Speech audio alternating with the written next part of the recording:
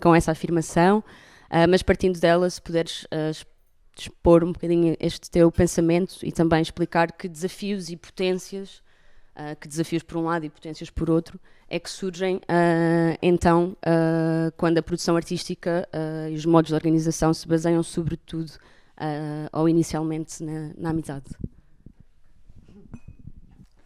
Obrigada, Catarinas. É um gosto estar aqui convosco, também porque mudei-me há muito pouco tempo para Coimbra e, portanto, fazer estas pontes também é uma forma de perceber como é que as amizades da vida adulta se conseguem transferir, restabelecer, quando mudamos de cidade. Portanto, há uma dimensão pessoal também de prazer em ter aceito o vosso convite. Seria seria bestial, Catarina, que eu discordasse com o que escrevi há 4 anos e não teria problema nenhum em assumi-lo se assim fosse. Mas não discordo nada, continuo convencida de que há alguns equívocos, que a amizade e a proximidade e a forma intensa e próxima e informal, maravilhosa, com que nós trabalhamos nas artes, contém, na verdade, o germe de problemas futuros. Problemas organizativos, de projeção dos trabalhos no tempo, de durabilidade, e problemas mais sérios, de exploração, autoexploração, exploração mútua, por aí fora. Tentando não me alongar muito nesta primeira fala, mas respondendo ou tentando clarificar o que essa fase queria dizer, há outras coisas que entretanto, me apetecerá dizer a propósito, mas para esclarecer a frase. A frase ilumina um conjunto de dados que na altura recolhi, portanto em 2021, e que tornavam bastante claro que as razões pelas quais os artistas fundavam associações culturais, que é o modelo paradigmático de organização nas artes performativas em Portugal e no contexto europeu. Portanto, a maioria dos coletivos organiza-se em associações e não em grupos informais, cooperativas ou empresas. E quando digo a maioria, é mais de 90%. Isto por si só dava outra conversa. O que é que tem esta figura de jurídico de tão sedutor que faz com que seja assim tão dominante, mas que o motivo maior para se organizarem não era a ideia de quererem ter uma estrutura, mas sim a necessidade instrumental de terem que concorrer a um apoio público. Ou a necessidade operacional de perguntarem ao tio, qual é que é o regime fiscal mais simples que a malta quer fazer aqui um espetáculo juntos e tal. E, portanto, acabam por, muitas vezes inadvertidamente, proliferam, aliás, estruturas artísticas com uma missão e com obrigações, digamos, cívicas, porque as associações culturais têm um papel histórico e cívico muito relevante, não é? E estão, na verdade, tratadas como uma espécie de aparato administrativo mínimo, de esqueleto para lidar com a chatice que é o financiamento, com a tremenda burocracia do Estado, e, portanto, são esvaziadas da sua potência política. Porque o coletivo, e enquanto forma de organização, não é verdade nunca trabalhado, não é? E eu percebi isso em conversas com inúmeros coletivos de artistas em que se assumia que nunca se discutia a organização, ou melhor, discutia-se quando havia um problema. Não é? E eu não quero começar já por problemas, mas eram esses os poucos momentos. Na verdade, eles começavam como amigos, mas acabavam a ser muito rapidamente patrões uns dos outros. Portanto, eu espero que depois, estou a responder à tua pergunta, espero que depois nós consigamos ir para zonas mais interessantes, porque há zonas muito, muito potentes e muito delirantes até da forma como a amizade configura e reconfigura os modos de trabalho no setor artístico. Mas como a pergunta foi esta, tive que começar por uma versão um pouco mais negativa, que é esta de que seria interessante que nós não esvaziássemos a potência política dos modos de organização, tratando-os apenas como uma espécie de expediente prático para ser despachado E o despachar é mesmo assim. Eu recolhi muitos casos em que o próprio nome era decidido ali à porta do cartório, onde estava, epá, como é que vamos chamar a isto? É preciso o nome. E a própria constituição da Associação Cultural era uma lista de amigos e de um tio que tinha jeito para a contabilidade e tu podes ficar como vogal da tesouraria e tal. E isto parece porreiro e se calhar corresponde à forma relaxada, informal e comprometida como nós queremos estar nas artes. Simplesmente é provavelmente demasiado sério para ser tratado desta forma. Porque na prática aquela associação à partida não se extingue, não é? Vai continuar a existir, vai entrar nas estatísticas oficiais e muitas vezes tem uma atividade pobre, enquanto associação, enquanto projeto associativo. Pronto. Portanto, é uma espécie de falso coletivo. Na verdade. Assim, para terminar e passar a devolver-te o microfone, a ti ou à Fernanda ou a quem queira intervir, há talvez outro aspecto dessa frase, da afirmação dessa frase, que também tenha ficado comigo até hoje, que é a ideia de uma certa incapacidade ou o facto de esses serem momentos em que não se reflete sobre como é que queremos trabalhar juntos, faz com que as pessoas comecem a trabalhar juntos sem ter decidido como é que querem trabalhar.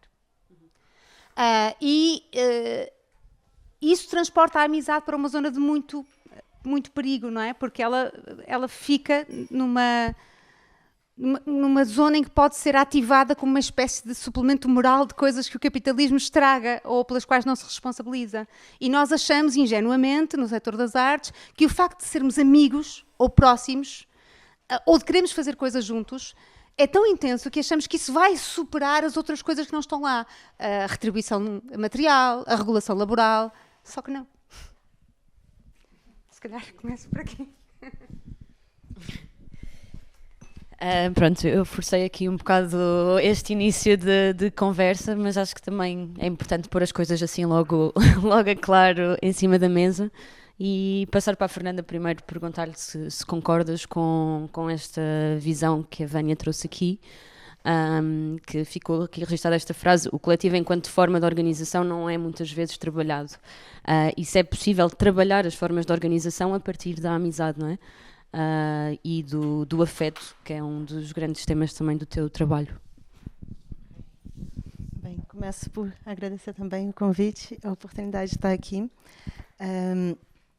Tem sido, essa zona centro do país tem sido cada vez mais importante afetivamente para o AndLab, desde que construímos um vínculo com um outro projeto amigo, que é a Trust Collective, então, é bastante significativo agora estar aqui e poder, enfim, trocar em presença com mais pessoas e convosco.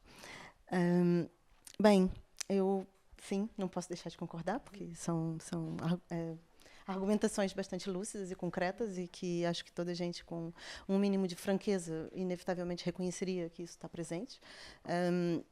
Acho, que... de fato, existe um grande risco de, sob o chapéu da amizade, ficarem implicitadas uma série de questões, né? E a implicitação ou a ambiguidade depois serão, inevitavelmente, corrosivos, não só das potências daquele coletivo, como, inclusive, das relações de amizade que estão ali presentes, né? No meu trabalho tenho me dedicado muito a esforços explicitativos das relações, né? E, então, acho que, para que modelos como esse, que talvez, enfim, porque, né, também acho que sim, é uma conversa longa que se poderia ter, só pegando nesse aspecto, porque não será à toa que esse formato é escolhido recorrentemente por uma série de uma teia de outras precariedades, né, que empurram as pessoas para irem para essa solução, vamos dizer, né? E acho que também, de qualquer maneira, reconheço que que esse problema existe não só no modelo associativo, que tende realmente a ser preponderante em Portugal, mas mesmo nos vários modos como as colaborações se estabelecem, nos convites para trabalhar, nas formas como... pronto, as condições são sempre precárias, são sempre mais, né? E muitas vezes a possibilidade de uma ação entre amigos é aquilo que colmata a falta de recurso, a falta de estrutura, a falta de, né, de melhores condições para as coisas acontecerem. Né? Mas nisso vai ficando ali, vai sendo empurrado para ali, para baixo do tapete, uma série de coisas que não são explicitadas. Né? E ao não serem explicitadas, depois vão trazer essa ambiguidade corrosiva para o dia a dia das relações. Isso pode sucumbir. Não é? Então, acho que para isso não ser assim, né, é preciso injetar um antídoto cotidiano, mas isso é um empenho assim, que nem sempre conseguimos sustentar, ou mesmo que queiramos, nem sempre conseguimos exercer, mas um antídoto de franqueza mesmo, radical. Né? E pronto, isso vale para o exercício da amizade no mundo das artes, mas não só. Né? Para que não seja... pronto, um lugar em que a intimidade, em que a proximidade, em que o vínculo, em que não escorreguem muito rápido para tomar por suposto aquela presença e que se pode contar com aquelas pessoas, né? Mas sem que, enfim, seguidamente se trabalhe para que as condições do encontro, para que os pactos sejam refeitos a cada vez, né? E que sejam explícitos e para que também vão se explicitando também as necessidades, as especificidades de cada pessoa, porque por um lado a amizade, especialmente de longa data, vai se fazendo com que aquele território seja um território conhecido ou familiar, né? E o que, por um lado, né, pode servir de amparo, especialmente lá onde não há, onde as relações sejam tão precárias que não haja outro tipo de amparo, mas também, por outro lado, pode levar a uma série de coisas que ficam na zona do não dito e que vão tornando aquela relação insustentável. Enfim, pronto. Assim, para começar também qualquer coisinha, né? Porque também tem muita coisa que dá para percorrer ou passear por aí. Não sei se Teresa também queres dizer alguma coisa ou alguém aqui na mesa sobre esta reflexão. Fernanda, tu trabalhas muito sobre a amizade e os vínculos afetivos e a dimensão política destes vínculos afetivos. E falaste agora desta franqueza radical que é necessária para combater a ambiguidade corrosiva, usando as tuas palavras. Mas no teu manifesto achei interessante, tu falas de uma falta de preparação gigantesca emocional de todo um Ocidente. Ou seja, achas que se calhar enquanto sociedades, enquanto pessoas, não estamos prontos para a vulnerabilidade e o risco e a fragilidade que advém destas relações? E referes-te aqui especificamente ao Ocidente, então também perguntar-te se puderes aprofundar um bocadinho sobre esta reflexão. Bem, deixa-me ver por onde entrar, porque isso é enorme. E sim, não sei se, pronto, talvez sim possamos dizer que não estamos preparados, né? Especialmente porque acho que, sobretudo, por estarmos muito intoxicados por uma velocidade alucinante que não nos permite realmente estar parados o suficiente para termos espaço e disponibilidade para escutar, e também continente para ouvir aquilo que será dito, né? Se for mesmo honesto. Ou seja, para que a gente possa fazer circular essa franqueza ou essa honestidade radical, é preciso ter uma capacidade de contenção e de despessoalização da questão, né? Se é possível, olhar para alguma coisa que esteja entre nós, que não seja, né, numa conversa, muitas vezes existe uma tendência, e acho que isso é um pouco fruto da nossa própria noção de pessoa, e daí eu ter circunscrito isso mais ao plano do Ocidente, mas existe muito uma tendência de pessoalização. Parece que tudo é sobre mim ou sobre o outro, né? E não. e, sobretudo, quando se tratam de associações, de encontros, de formas coletivas, existe uma coisa que está entre nós, que é o acontecimento, que é aquilo que estamos a construir, a criar, e que tem agência, e tem desejos, e tem necessidades que precisam ser escutados. Sobretudo, esse entre nós precisa ser escutado, né? E acho que isso envolve, sim, alguma maturidade emocional, afetiva, e uma disponibilidade para usar esse entre nós enquanto uma espécie de justo meio, alguma coisa que nos dá um acesso um pouco mais equânime ao que é a questão, e todas as pessoas poderem se colocar um pouco mais a serviço da questão que está entre nós, seja ela o projeto que está a ser criado, seja um desafio, seja uma candidatura, seja o que for, né?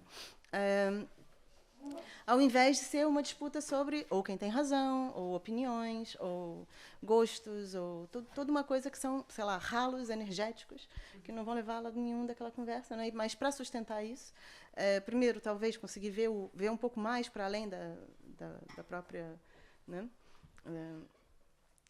Enfim, sair um pouco do registro que é muito pervasivo, né? De que cada pessoa tem que agir em causa própria, praticamente. Né? E mesmo, enfim, as amizades até acho que são o território, né? Se pensarmos aqui nesse plano, sei lá, ocidental, muito amplamente falando, até talvez a forma de vínculo que tem um pouquinho mais de imunidade a esse individualismo radical, a essa causa própria, a isso tudo. Mas ainda assim, mesmo aí, vai se conseguir flagrar, isso vai acontecer de novo, constantemente, não é? Que a coisa depois se esvaia para uma disputa, sei lá, de egos, de interesses, como se todos os territórios fossem ser fatiados por entre as pessoas ali presentes, e não fosse existir sempre algo que não é de ninguém, e que nos tem, ao invés de nós termos, que é a situação, né? E que estaríamos todos em conjunto a fazer com ela, e fazer por ela, e nos deixarmos ser feitos por ela, né? Queres dizer alguma coisa, Catarina?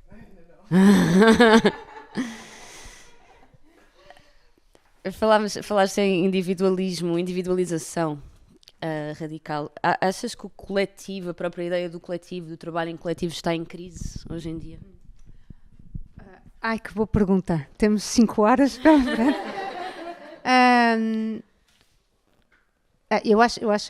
Eu concordo em absoluto que a amizade gostei muito da ideia da amizade nos dar alguma imunidade para o excesso de individualismo. Há dias em que acredito nisso, há dias em que acredito menos.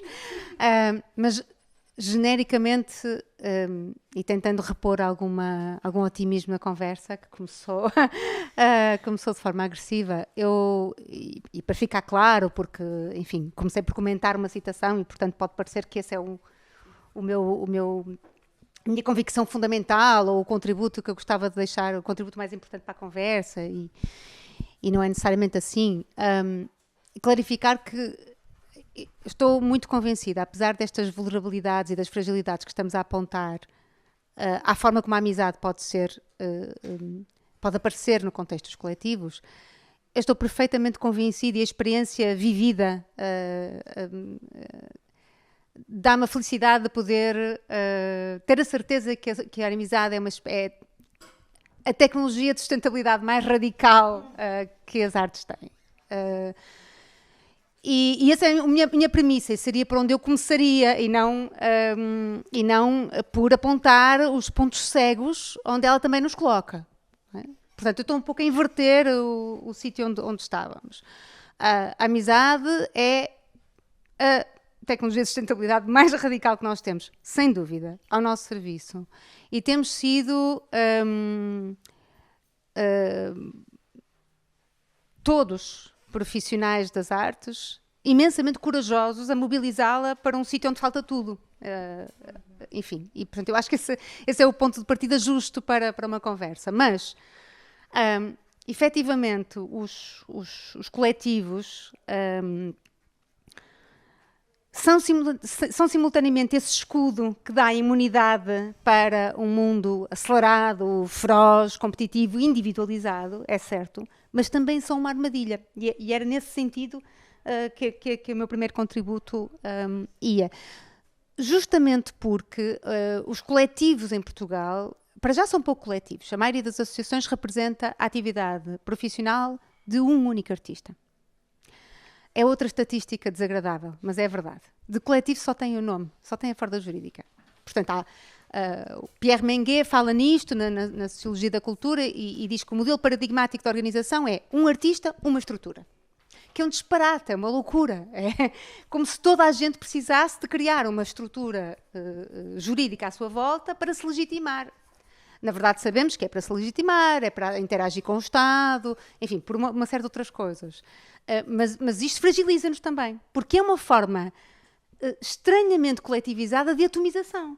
Porque toda a gente tem a sua própria associação cultural. E, portanto, nós podemos enganar-nos docemente a achar que o facto de termos dezenas de milhares de associações em Portugal significa, ponto 1, que a vida coletiva nas artes formativas está forte como nunca, o que não é exatamente verdade, e ponto 2, que temos um tecido associativo também super ativo, interventivo, vivo, feliz. Nada disso corresponde à realidade, ou seja, a diferença entre o número de associações culturais registadas e a sua atividade real, mais ainda a sua atividade coletiva, é abissal.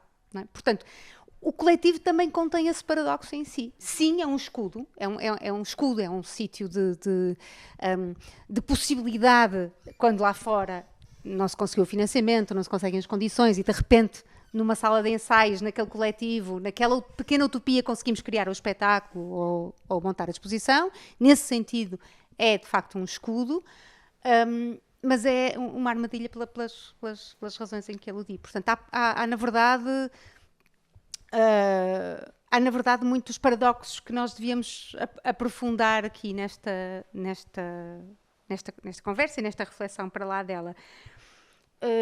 Um ponto também que podemos trazer para a conversa e que é relevante em si mesmo para a questão dos coletivos, não necessariamente da amizade, é que Portugal tem também um certo descompasso histórico, não é? Começou a criar companhias, que é aquele palavrão, portanto não estruturas, mas companhias, num momento em que na Europa esse modelo já estava a ser posto em causa, não é? Estava a encontrar os seus próprios limites, digamos assim. Não estava a ser descontinuado, mas estava a ser posto em causa. E, portanto, nós tentamos formar companhias, começamos a formar companhias nos anos 70, 80, mais 90, em alguns casos, não é? Companhias ou estruturas de criação coreográfica ou companhias mais de teatro, a contraciclo com a Europa. Num momento de viragem neoliberal. E, portanto, nós tentamos conciliar o inconciliável, porque nós já não vivemos aquele momento politicamente, não é? Não tínhamos as condições políticas para viver os momentos dos ensembles, das grandes companhias, em que toda a gente tinha contrato, por aí fora, mas tentamos fazer uma espécie de mash-up, acho eu, mal amanhado, em que nem tínhamos as condições para ter as companhias, mas queríamos recuperar o ethos do coletivo. E talvez agora estejamos a ver que não conseguimos resolver da melhor forma o modelo coletivo de organização das artes, que é disso que estamos a falar. Não estamos a falar da produção artística, nem da criação artística, que são de muitas outras formas também informais, mas de como é que nós podemos organizar juntos, não é? E eu diria que, para mim, e isto aqui já é pessoal, tem de haver uma razão cívica ou política, para nos organizarmos coletivamente, que transcende a criação da coisa, da obra de arte, do espetáculo. Para criar um espetáculo, eu acho que não faz sentido criar uma associação. Convenhamos. É só chatices e papelada, não vale a pena. Tem de haver uma outra razão, uma coisa outra que nós queremos fazer juntos, e é essa coisa outra que eu acho que se discute pouco. Respondi? Não sei.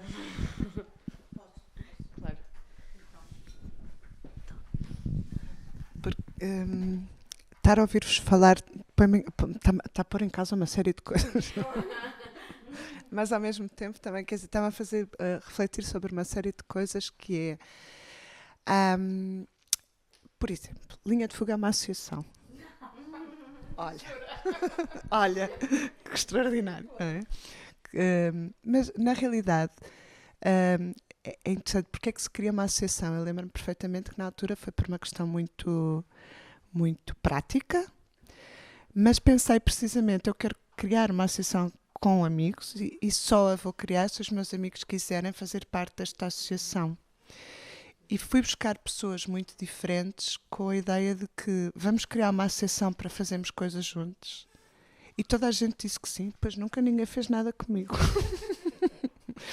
O que significa que o porquê de ter formado uma associação e não uma cooperativa ou outra coisa qualquer também foi com esta ideia política e utópica daquilo que significa uma associação e que significa precisamente esta questão de nos associarmos porque somos amigos, porque queremos fazer qualquer coisa juntos, não é? Depois, a nível de como as coisas funcionam, pronto, quer dizer, tentei que várias das pessoas que fazem parte da associação realmente trabalhassem aqui, mas há várias coisas que não funcionam. Porquê? Porque quando tu fundas uma associação que tem que provar, neste sistema capitalista, de que tem uma capacidade de fazer coisas em conjunto, não é?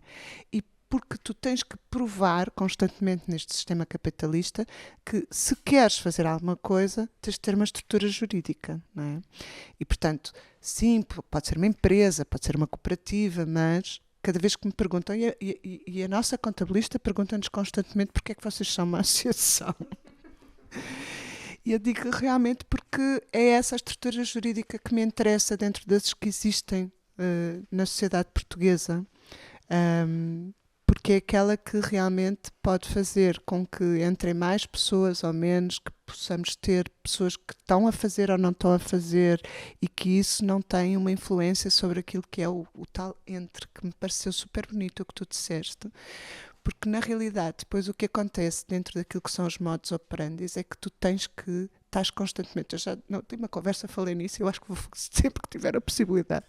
Nós estamos integrados dentro de um... Temos que começar a reconhecer e a falar, a dizer, a verbalizar esta questão de que eu tenho um capitalismo estrutural dentro de mim e tenho que o combater.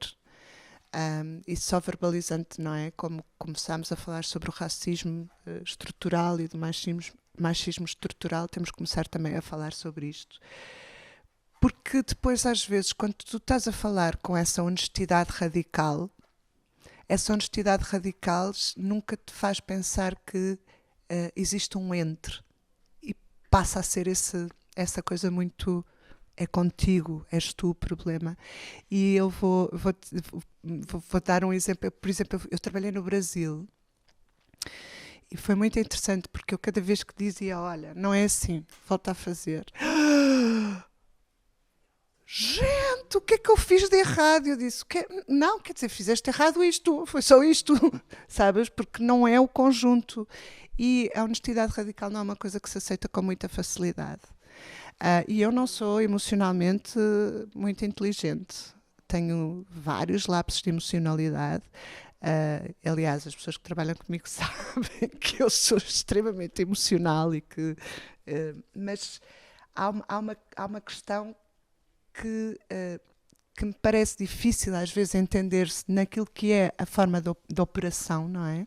Que é assim, nós estamos embrenhados neste capitalismo estrutural, cada um de nós, porque sabemos que temos que produzir para chegar a alguma coisa que às vezes se calhar nem dá resultados, mas que tem que dar resultados. Portanto, não podemos estar constantemente nesta de vamos experimentar.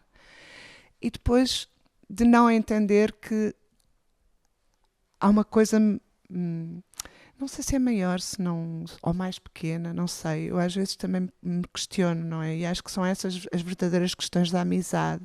E como é que tu transpões a amizade para uma coisa tão prática como produzir coisas, não é? E essa é a grande dificuldade, porque tu na amizade podes ser muito honesto, e muito honesto para que a outra, porque te preocupas com a outra pessoa, mas também podes ser muito honesto para dizer isto não está bem feito. E quando diz isto não está bem feito, isso pode significar, pode ressoar de uma forma muito brutal na outra pessoa, não é? E depois também há uma outra coisa que é essa, não é? A amizade não é... Nós falamos em amizades sempre, não é? Porque temos várias pessoas que são amigas e são amigas de diferentes maneiras e às vezes até pensamos como é que eu conjugo esta amiga com esta que não tem nada a ver e que não se gostam uma da outra e às vezes é coisas que são esse entre, que permite com que exista um terreno comum que faça com que se façam essas pontes. Mas há uma coisa que eu também acho muito interessante, que é o coletivo, não é? O coletivo às vezes tem e as amizades, porque, isto é, estamos a falar aqui, vocês falaram de várias coisas que são tão que se misturam tanto e ao mesmo tempo não sei exatamente como se falam, mas o coletivo, quando se pensa no coletivo, pensa-se, estamos juntos a fazer sempre a mesma coisa, não é? E estamos juntos e por mais que possamos discutir é nesta direção. E a solidão dentro de um coletivo também é uma coisa muito importante, não é? De dizer agora eu quero fazer, vou para aquele lado e vocês não querem e eu não saio do coletivo só porque não quero fazer isso. Não é? Nesta sociedade, por exemplo, na sociedade democrática em que nós vivemos, que assim, o símbolo mais poderoso do coletivo dentro daquilo que é a democracia é um partido político, não é? E o partido político é assim, ou estás ali naquela, ou estás tipo carneiro, ou se não estás, já vou formar outro partido, não é? E portanto, de repente, o que não é negativo, porque seria bom se os partidos políticos tivessem uma pluralidade, uma visibilidade na sua pluralidade maior, mas que acabamos por nos guiar muito por sistemas que se calhar não são os melhores sistemas e esquecemos-nos de guiar por aquilo que são os nossos microsistemas e de tentar encontrar como chegar ao outro, não é? Dentro da nossa bolha, porque a nossa bolha tem várias bolhas, não é? Então, isto para dizer que, assim, como é que nós chegamos a esse entre sem que ninguém fique ofendido, não é? Tem algumas coisas, pronto, não tenho a resposta nem a fórmula, quisera eu, não é? Não é isso, mas não, mas pronto, tenho me dedicado bastante a pesquisar as políticas de convivência, as políticas, né, de vida em comum, de vida em coletivo. E de fato me parece sem franqueza não se vai lá. Por outro lado, a franqueza sozinha fica desmesurada ou potencialmente desmesurada. Por isso que, no geral, tenho sempre acompanhar toda a minha pesquisa da performatividade da franqueza com aquilo que me parece o seu contraponto e o seu par, né, de equilíbrio, que é a firmeza. E acho que a firmeza também nos dá alguma pista, por exemplo, sobre essa coisa, sei lá, essa nebulosa, porque a firmeza tem a ver com o quê? Com o pacto, com a pactuação, com firmarmos pactos. Né? Firmamos um pacto. Muitas das vezes essa afirmação do pacto não é explícita, ou até às vezes é inexistente, ou é pronto, não tem corpo, não tem tônus, né? Que é o que acontece, por exemplo, como estava a dizer, não é? Ou seja, todo mundo forma associações e ninguém reflete tanto sobre isso, só vai se andando e quais são as consequências disso, ou estarmos nesse modelo e não em outro, do que se trata, porque que pacto é esse que foi firmado quando se decidiu que era isso, né? E pronto, eu costumo até dizer que a gente precisa de firmar para não precisar de ficar o tempo inteiro se afirmando. E então, quando falta firmeza, e ainda, sobretudo, se houver muita franqueza junto, as pessoas não têm estrutura para aguentar. Ou seja, eu tomo como pessoal, é isso. Né? Falo, isso aqui tem que ser refeito. Isso não é sobre você, isso é sobre a situação, estamos todos a serviço da situação. Né? Ela é um grande tecido coletivo, que vai também, em retorno, nos amparar e nos acolher, e ser o nosso chão. E, então, queremos todos cuidar daquilo, porque aquilo também é a nossa condição de possibilidade de estarmos juntos e de existirmos e de continuarmos a viver em comum. Mas, se não houver firmeza, vai ser uma disputa de afirmações. Né? E vai ser muito difícil que as pessoas tenham capacidade de acolher, de escutar algo que é uma espécie de ajuste comum e constante que estamos sempre a fazer, ou seja, cada um dá o que pode, o que tem, na medida do que pode, do que tem, e vamos aqui nos ajustando, porque estamos todos, mas não em causa própria, e sim em nome desse entre. E esse entre também não é um terceiro alienígena, ele é feito de pedaços nossos, portanto, também vai estar ali formando esse entre, inclusive as necessidades desse entre, necessidades que eventualmente são contingenciais, são pequeninas, são singulares, são particularidades de todas as pessoas que formam aquilo, que também precisam ser ouvidas, atendidas em alguma dose. Então, para manejar, né, porque de fato a firmeza pode ter uma tendência. Ou seja, é preciso, quase como é preciso dosar, para que ela seja crua, mas não seja cruel. Né? E essa dose não é cada pessoa ficar a pisar em ovos no que vai dizer ou em como dizer, é mais nutrir a firmeza, seja a firmeza de cada pessoa, seja a afirmação que a gente faz e pactua, e que relação é aquela. Né? E quando isso é nebuloso, quando isso é não dito, quando isso fica no território do implícito, seja ao nível mais pessoal, seja ao nível de, por exemplo, que estrutura legal é essa, ou coisas assim, vão se acumulando ali uma série de questões que, enfim, nem sequer, muitas vezes, são percebidas pelas pessoas em questão, e depois, quando afloram, né, não se construiu nada para lidar com aquilo, não se construiu ferramentas comuns. Né? Então, eu acho que é uma arte das doses entre firmeza e franqueza para navegar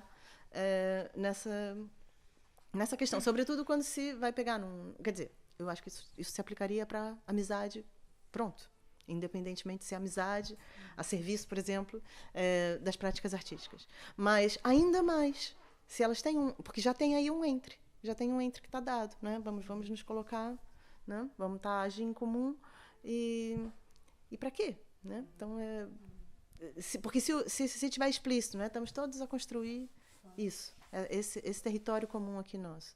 Pois, se você pode, a partir da tua perspectiva, me dar algum feedback de como que a coisa que eu fiz poderia ser ajustada, ser retirada uma parte, olha, né? Ou feita de outra maneira, ou redimensionada, porque ela vai ser mais justa para aquilo que a situação pede. Se eu puder ver que é isso, eu jamais vou me ofender. Né? Mas para eu ver que é isso, haja trabalho. Né? Nas sensibilidades de toda a gente. É muito boa e tem sido cada vez mais recorrente a discussão em torno da honestidade radical, assim como da transparência radical, e são conversas que é bom que estejam a surgir com mais frequência.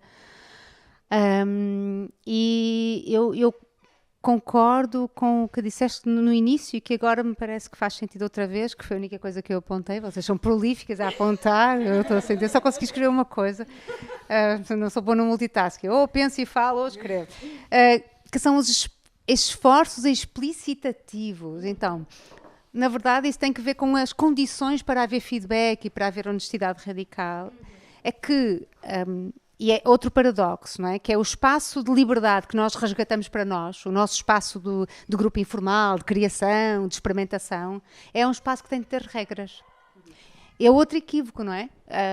Os tais equívocos assim que associam a ausência de regras a uma espécie de pureza ética, de amizade radical, em que tudo se resolve, em que depois podemos ficar até às 5 da manhã, enfim, a discutir nas disputas de afirmações.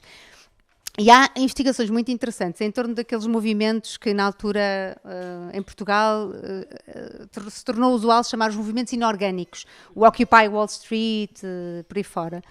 A própria designação é idiota, os movimentos inorgânicos parecia que eles surgiam, as pessoas saíam de casa e iam misteriosamente ter uma determinada praça. Não, os movimentos estavam organizados. Não se organizavam, era da forma convencional da organização política, dos partidos e dos sindicatos. Mas eles tinham uma organização.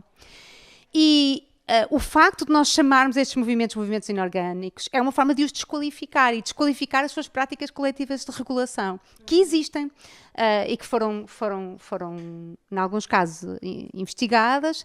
E o que resulta interessante é que eles não abdicam de duas coisas que nós já falamos aqui e as praticam.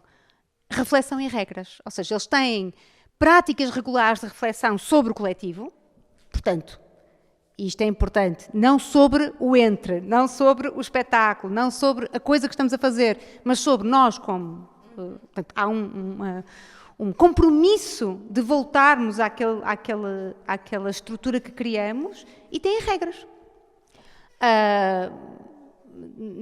quando digo regras, não significa necessariamente que toda e qualquer disputa está preemptivamente assinalada ou estatutariamente definida, etc. Mas há regras.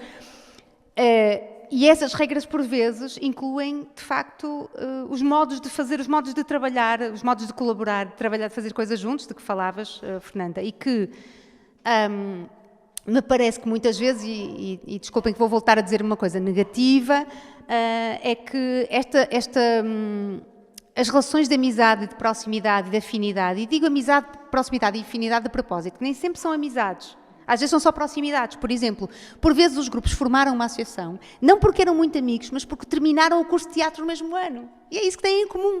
Eles acham que são amigos, mas eles nem são adultos, já sabem que são amigos. Enfim, têm 21 anos e todos estavam na opção corpo do curso. E os outros estavam em dramaturgia, outros estavam em produção. E o que é mais incrível é que eles também não formam associações com pessoas que estavam na mesma escola a fazer cursos de outras coisas. Eles só formam associações entre si, num núcleo muito diminuto. Portanto, é mais proximidade e afinidade do que por vezes, laços de amizade já construídos. Não é? Enfim, mas isso para dizer que, relativamente à existência de regras, e falando em algo negativo, é que me parece também que estas dinâmicas de proximidade podem mascarar situações sérias de ambiguidades não resolvidas, mas com implicações graves do ponto de vista da segurança material, a forma como é que se decide, quando o dinheiro falha, e falha sempre, num momento ou noutro, num projeto artístico, quem é que fica sem receber? Quem é que toma essa decisão? Ou, em geral, como é que se tomam as decisões? E o facto de nós nunca termos tido essa conversa cria um vazio que alguém ocupará. Alguém ocupará. Alguém com mais propensão para coordenar, para mandar, alguém mais falador, alguém com mais propensão para se tornar um líder. Portanto, esse vazio vai ser ocupado se ele não for falado, se ele não for negociado, de facto. Não é? Portanto, estes laços de proximidade que nos salvam, se não forem acompanhados da criação de condições para a honestidade radical de que a Fernanda falava, são muito mais armadilhas do que proteções. A mim espanta-me sempre muito quando, e pensem no exercício de perguntar a direções de museus, de teatros, como é que trabalham. E todos dizem que trabalham de forma muito horizontal. Todos. Nós aqui somos uma equipa, sentamos, às quarta-feiras temos reuniões. É uma ladainha que não convence ninguém. Porque, evidentemente, os organogramas daquelas instituições, quando existem, quando digo organogramas pode não ser formalmente, mas as pessoas não ganham o mesmo, as designações não são iguais, portanto, há diferenças. É uma tanga que nós gostamos de dar uns aos outros, e agora estou a ser irónica, de facto, de que trabalhamos de forma horizontal. Uns trabalham, outros não. E também ninguém disse que trabalhar horizontalmente é necessariamente melhor. Há formas de organização vertical que, se forem claras e participadas, são igualmente boas. Portanto, nós aderimos a uma retórica da horizontalidade, assim como uma missa cantada, mas não provamos isso. Acho que, pelo contrário, a organização da maioria do trabalho artístico em Portugal, incluindo o trabalho institucional, é verticalizado e desigual. Há técnicos, diretores, porque vocês olhem para o organograma de um teatro municipal e aquilo é um organograma de uma empresa. Mas a retórica é da horizontalidade. Nós estamos a fazer um mau serviço à horizontalidade, à participação, à colaboração, porque deixamos que ela fosse esvaziada de sentido, não é? Ao permitirmos que estruturas que são verticalizadas, e se calhar até há uma boa razão para serem, tomem conta desse discurso. Portanto, não é possível haver condições para essa franqueza radical, que me parece, só voltando ao início, uma condição de facto mínima exigível para podermos confiar na potência da amizade. Mas é difícil criá-las quando não desmontamos estas tangas em que o setor cultural se viciou, que são tangas de autoimagem, não é? Nós somos os informais, nós somos os horizontais.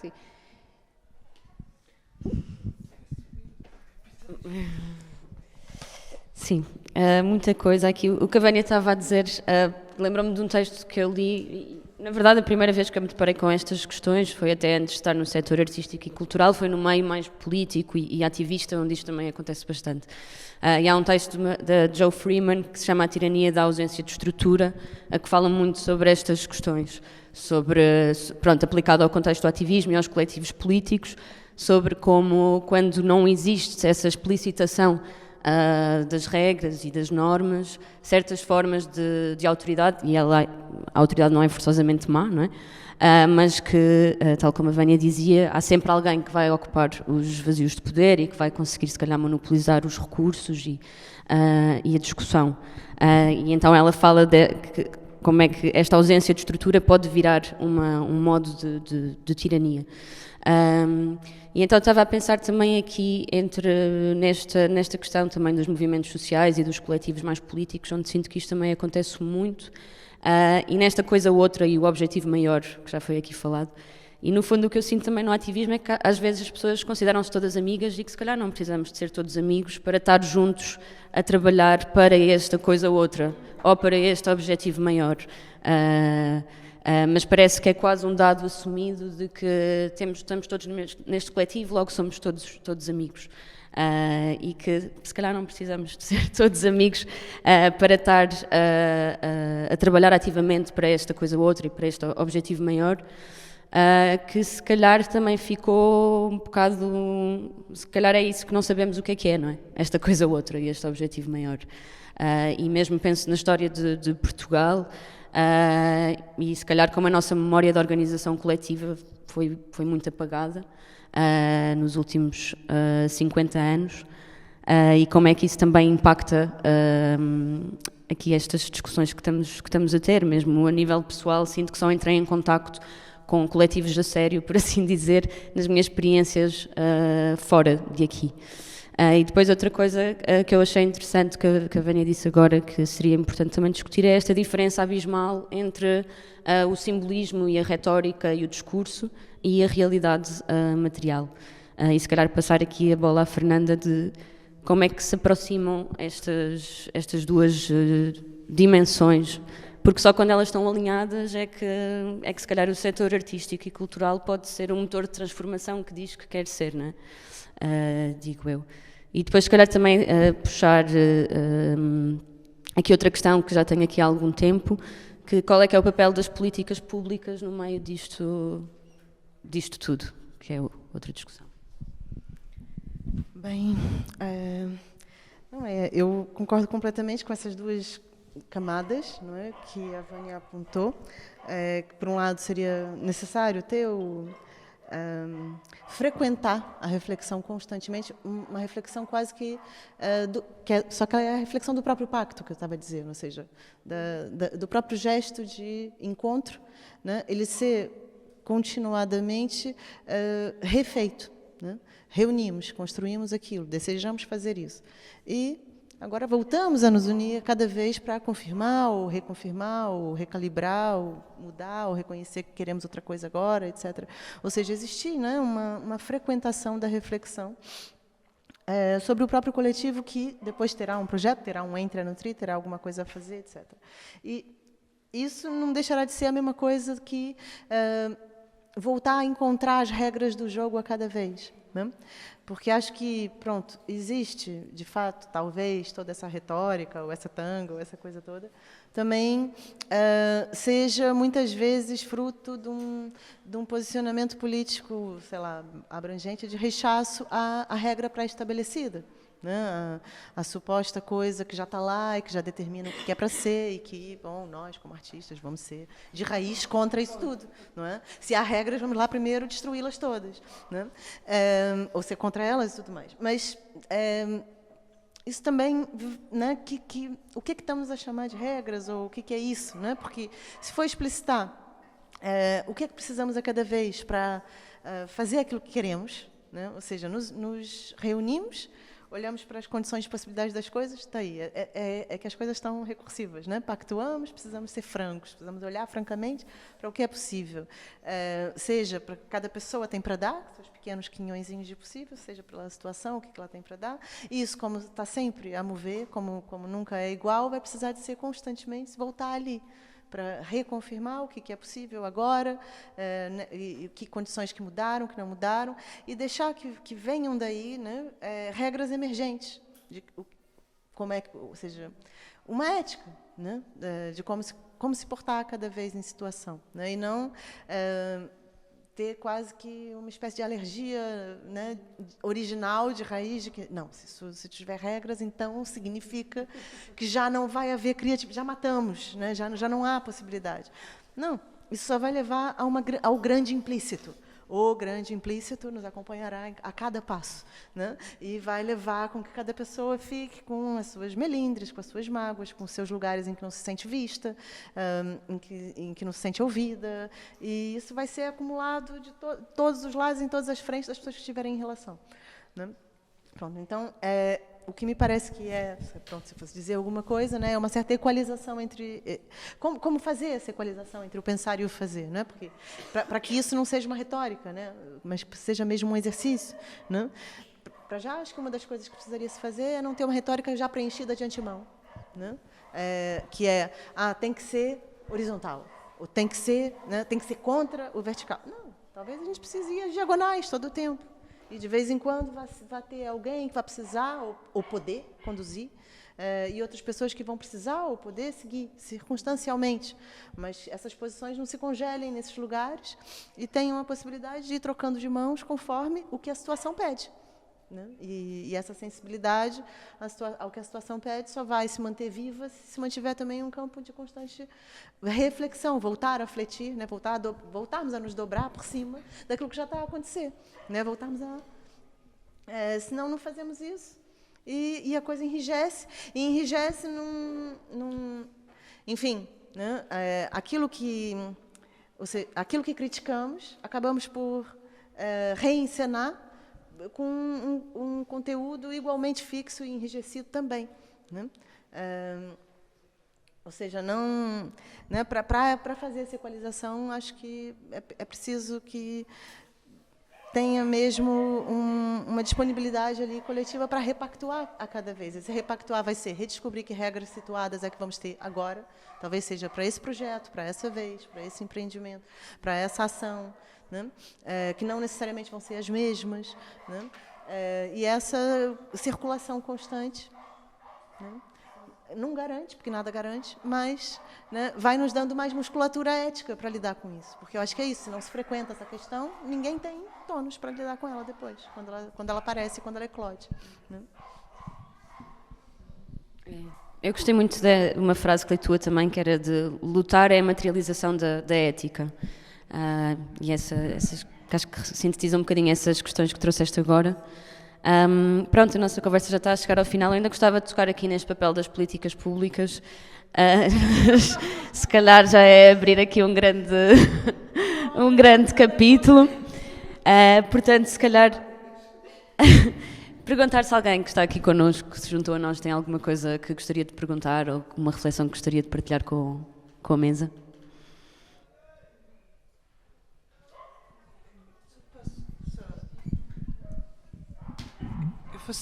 Eu acho que foi muito bom ouvir-vos e também pensar que às vezes são as palavras, não é? Nós utilizamos algumas palavras que no meio artístico são um bocadinho tipo, não, isso não. E se calhar também é uma questão de recuperar, não é? De recuperar determinadas palavras. Por exemplo, nós falamos muito, não é regras, não, protocolos. Protocolos de... eu falo. Porque também acho que é verdade que essa questão de sabermos todas a sintonia, mas é só isto que parece-me que às vezes nós criamos aversão a palavras porque deixamos de as considerar nossas, porque foram utilizadas de maneira mal utilizadas, não é? Até mesmo a palavra amizade. Hoje em dia os políticos são todos amigos uns dos outros para chegar a questões que às vezes não, que levam ao genocídio de povos, não é? E portanto é só esta, queria só deixar esta. Temos que recuperar algumas palavras e de de fazer amizade, de voltar a fazer amizade com algumas palavras. Não sei se alguém quer dizer alguma coisa. Não? Não está tanta coisa. Não quer que esteja numa impressão final. Não será seguramente sobre o papel das políticas públicas em 2 minutos. Não, dizer-vos que a conversa e a oportunidade da conversa também me deixou a pensar, por um lado, a revisitar temas aos quais já não voltava há um tempo. Disse isto à Catarina, não tenho pensado nisso já há algum tempo e gostei e continuo a interessar-me. Acho que continuo a ser fascinada pelos interstícios das artes, pelas coisas que se têm de passar para que alguma coisa aconteça. Continua a ser aqui uma das coisas que mais me fascina. Acho que é bom fazermos intervalos mesmo nos temas que nos interessam, para podermos voltar a ficar fascinados por eles. E há uma altura em que isto me deu um grande desalento, ou seja, notar que, por exemplo, que esta conversa, como tu dizias, Catarina, esta conversa interessa a pouca gente, não sei, ou seja, as pessoas não queriam ter a conversa é chata. Uma conversa sobre modelos organizativos, só isto já adormeci, não quero, não é para mim. Portanto, a esta altura vai-se desistindo de tentar chamar a atenção de que isto eram conversas que devíamos ter, de que é importante resgatarmos palavras para nós, de que talvez tenhamos que pensar em que nem toda a gente devia ter uma estrutura. Tudo isto não é popular.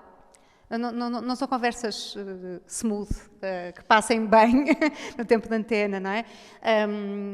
E não é popular também por uma dimensão a que nós não fomos aqui hoje, e se calhar ainda bem que vamos dormir melhor, mas que são as dimensões de protagonismo, não é? E de projeção do eu, que os artistas também tentam instalar nas estruturas, não é? E legitimamente, claro. Simplesmente, de novo, instala-se a tal zona de ambiguidade em que não se percebe se aquilo é, de facto, uma estrutura ao serviço de um projeto coletivo ou uma projeção quase de uma marca pessoal, identitária, de uma linguagem artística, e podemos ver isso em algumas estruturas que levam mesmo o nome literalmente, são o nome do próprio artista, não é? Enfim. Mas deixava-vos, se calhar, para terminar o desafio de continuarem isto. Acho que, além da tua deixa das políticas públicas, eu julgo que era bastante importante discutirmos sobre as questões, por exemplo, da amizade no feminino, das lideranças no feminino. Eu julgo que isso é um tema, ou das lideranças diversas, enfim, mas não no contexto das companhias e das estruturas, assim, coletivas. E pessoalmente, para acabar numa nota pessoal, a amizade para mim é um terreno difícil, como adulta. Eu notei que no início estávamos a usar a amizade como uma coisa sempre positiva, não é? E eu própria. Mas eu acho que é um terreno muito difícil, como adulta, de equilíbrio, de ajuste permanente das sensibilidades. E, portanto, a ideia de que esse terreno tão delicado, tão sensível, tão necessitado de ser permanentemente trabalhado, seja o terreno ideal para assentarmos aquilo que nos tem que dar de comer, parece-me perigosa. Eu acho que é outra conversa, mas eu fiquei a pensar com vocês, eu não sei se eu escolheria trabalhar com os meus amigos ou se gosto da ideia de ficar amiga das pessoas com quem acontece trabalhar. Mas acho que prefiro esta segunda modalidade. Acho que não escolhi. Comecei a pensar, que inferno seria trabalhar com os meus amigos? E eu adoro-os, mas eu acho que seria um inferno. Trabalhar exclusivamente, não é? Enfim, pronto, pessoalmente eu fico grata por vocês me terem lançado nessa espiral nas últimas noites. Sim, claro. Tens que sentar na mesa.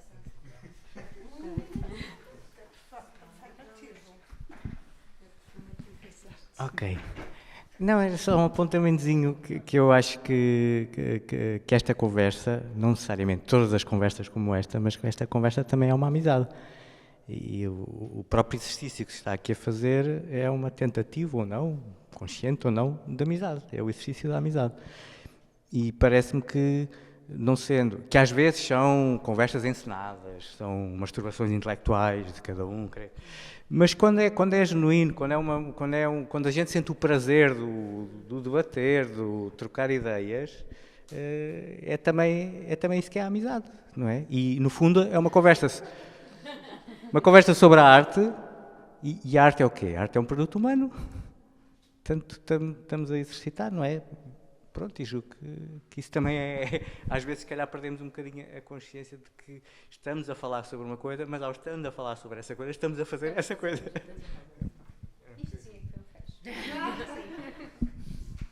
Se queres também dar uma nota final, Fernanda.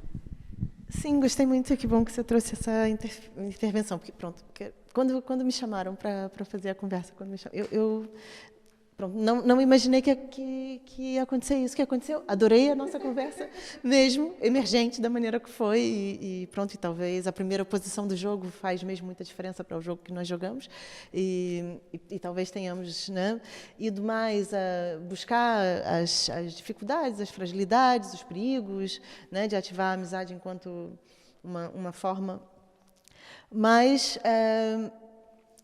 enfim, o que eu imaginei mais era quase podermos, sem desconsiderar nada do que foi dito, porque acho que foi mesmo incrível, mas chegarmos nos perigos depois, mas eventualmente começarmos por reconhecer uma força muito grande que existe mesmo no gesto da amizade, mas que acho que existe quando ela é uma coisa que é constantemente refeita, né? Porque, claro, também... para recair em outro perigo, o que se vê muitas vezes são grupinhos, não é? Grupinhos que só trabalham com seus amigos, só convidam seus amigos. No Brasil, então, nem se fala, né? É o império da panelinha. Então, ou seja, bolhas impenetráveis, impermeáveis, que só, sei lá, reiteram a elas próprias, falam, né, o mesmo para ouvir o mesmo e para continuar concordando ou pensando aquilo que já pensam e concordando ainda mais consigo próprias, né? Ou seja, não existe uma real abertura ao estranho, ao desconhecido, que isso é que é fazer amizade. Ou seja, que a amizade não seja uma coisa que é dada, mas que seja um fazer constante, né? E o fazer amizade enquanto um procedimento de criação artística, eu acho que é fundamental e crucial e é aquilo que me move para fazer vida. Mas isso implica realmente uma disponibilidade a fazer amizade com o estranho, o diferente, o desconhecido, e não ir lá simplesmente... sei lá, quase que dar comidinha ao meu próprio ego, ou para que todo, né, para circular num ambiente em que todas as pessoas estão ali nessa reiteração, né? E isso, por exemplo, isso é o mote, né, que realmente os dois projetos nos quais eu estou mais diretamente implicada, o meu próprio e o projeto que nós temos feito na Trust, que se chama Políticas e Práticas da Amizade, e se orienta por aí, não é? Ou seja, é fazer amizade, mas é fazer amizade com aquilo que eu não faria, com o que não é óbvio, que não é fácil. Eu tenho mesmo que me abrir e ter uma disponibilidade para aquilo, né? E aí eu acho que ela se torna mesmo um fazer, e um fazer artístico em si, né? Mas, pronto, era só...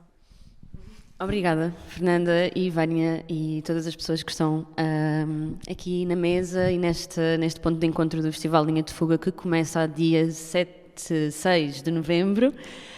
Para a semana temos mais uma conversa vulnerável com os alunos da TUMO que nos vieram visitar, para que também possamos falar um bocadinho com as camadas mais jovens sobre o que é a amizade para eles, que certamente é premiada por toda uma série de questões que em gerações anteriores não existiam, ou existiam de formas diferentes. E as conversas vulneráveis estão também de regresso na semana a seguir, ou seja, todas as quartas-feiras ao longo do mês de novembro, o mês em que o Festival Linha de Fuga vai acontecer, sempre às 6 da tarde, exceto para a semana, que vai ser às 19. Portanto, apareçam e juntem-se a nós, e obrigada.